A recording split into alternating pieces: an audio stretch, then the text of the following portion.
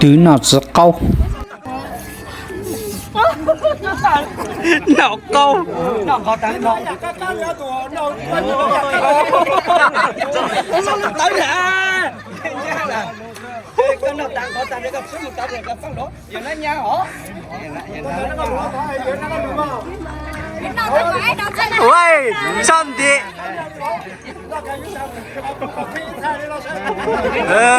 Giờ bị gì nhờ?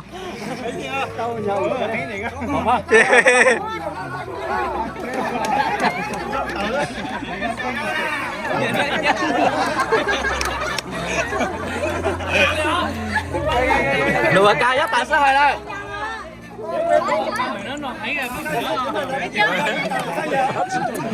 Ôi, tao nhờ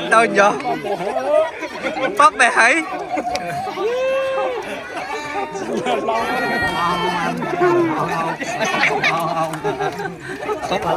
我好不没见到没超能过啥，咱们去了。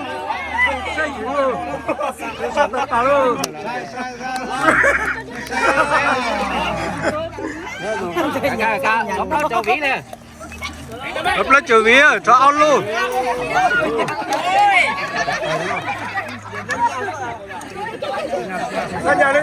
Mày cho lúa, bố hảo bố mày cho lúa, mày lúa mày xưa. Nói thì nó ra cơ. Cho lúa.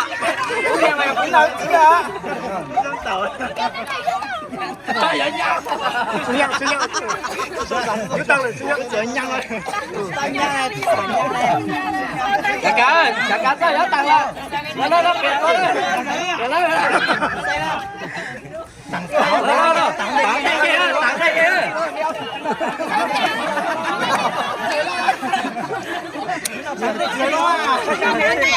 Thấy chưa? Thấy chưa?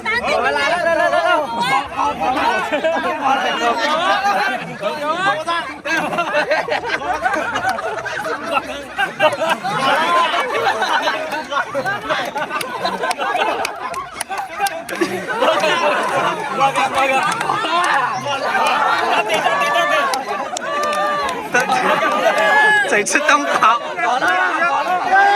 Bây giờ nắng sau đôi ở bây giờ chỉ tao không đi ở nhà.